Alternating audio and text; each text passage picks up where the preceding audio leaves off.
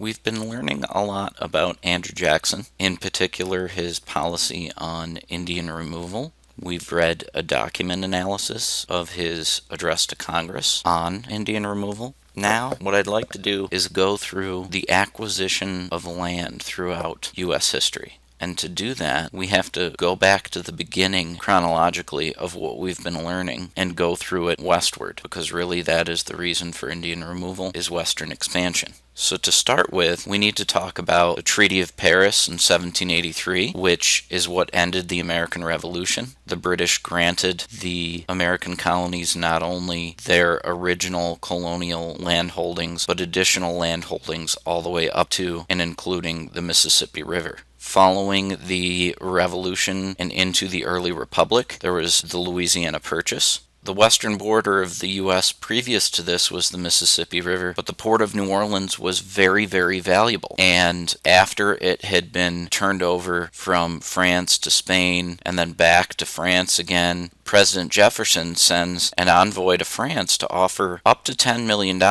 for just the port of New Orleans. And the envoy was shocked when Napoleon offered the entire Louisiana territory for the bargain basement price of only $15 million. This was amazing. They couldn't exactly get Jefferson's permission, so they simply took the deal. Jefferson was a bit mad when they came back because they had gone above and beyond what he had authorized them to do, but he ended up realizing what a great deal it was. He presented it to Congress. Congress hemmed and hawed about the constitutionality of such a deal, and eventually agreed to it. And so this deal literally doubles the size of the United States in only 1803. So the country is really only a few decades old. The question really came down to strict or loose construction, because Jefferson was a strict constructionist. He was really quite certain that the Constitution didn't allow him to do such a thing. Federalists in Congress argued that the Elastic Clause allowed the deal because it was obviously necessary and proper to do so.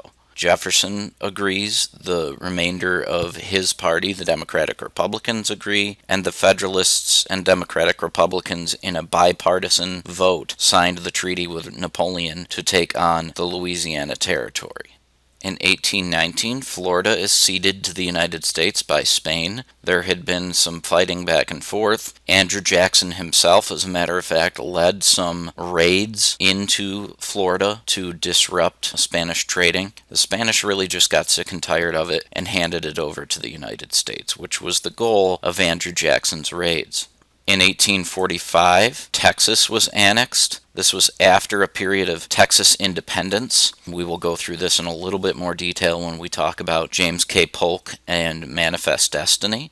Another thing we will go through in a little bit more detail when we get to James K. Polk and Manifest Destiny is the Oregon Country, which was gained from Britain in 1846. It was a disputed area that both Britain and the United States claimed to own. The campaign slogan of James K. Polk was 5440 or fight, and the reason for that is this 54-degree, 40-minute latitude line is the only thing that separated U.S. territory, British territory, and it was the upper extent of the Oregon Country. Because the United States wanted all of it, that was James K. Polk's campaign slogan, that he would fight the British. However, the British and the United States agreed upon simply extending the U.S.-British border at the 49th parallel, and that was exactly what was done. So now this upper portion of the Oregon Country on this map is now part of Canada, and the lower portion a part of the United States. Yet another thing that we will learn in more detail when we get to James K. Polk and Manifest Destiny is the Mexican Cession in 1848 is gained from Mexico after the Mexican-American War. We will go through this in a lot more detail, particularly the onset of the war and how James K. Polk got that war started. How is all this new land going to be populated? Well, first of all, the invention of the steamboat in the early 1800s makes it much easier to transport goods back and forth to New Orleans on the Mississippi River. So upstream travel is now possible. There is a very, very famous scene in the History Channel documentary series America, the Story of Us of Abraham Lincoln himself and his father traveling to New Orleans via the Mississippi River to trade what their family had produced for the year. They rowed down the Mississippi on a simple raft similar to what you would read about in Huckleberry Finn by Mark Twain. Buy horses and go back home. The following year, you could use the wagon lumber to build another raft down the Mississippi, and follow the same process. However, steamboat travel made it much faster, and it was also relatively inexpensive, so it really revolutionized trading.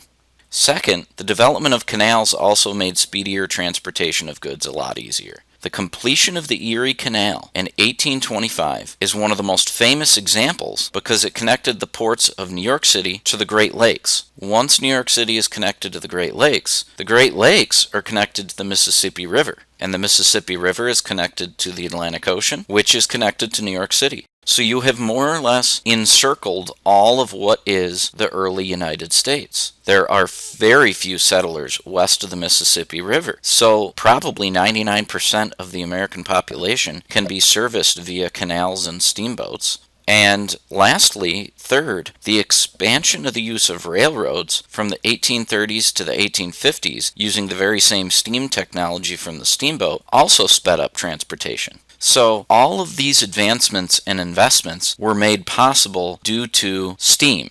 But how were these investments made possible financially? First, Hamilton's National Bank Plan, which was renewed in 1816, made it possible to provide businesses loans to entrepreneurs. Secondly, the Tariff Act, also renewed in 1816, made taxes on imported goods higher, which in turn made U.S. goods more competitively priced and attractive to the consumer. This kept the economy growing strong. You might ask, how was there enough labor? There were immigrants coming from Britain looking to improve their life. They were desperate for jobs. Secondly, the Irish. There was a potato famine of 1846 that led to an especially large influx of Irish immigrants, again, fleeing to the U.S. for jobs. And lastly, German. There's a revolution in 1848 that caused enough turmoil that was bad enough for a very large number of Germans to flee to the United States. So there's an influx of not just labor, but very cheap labor because they're willing to work for pretty low prices.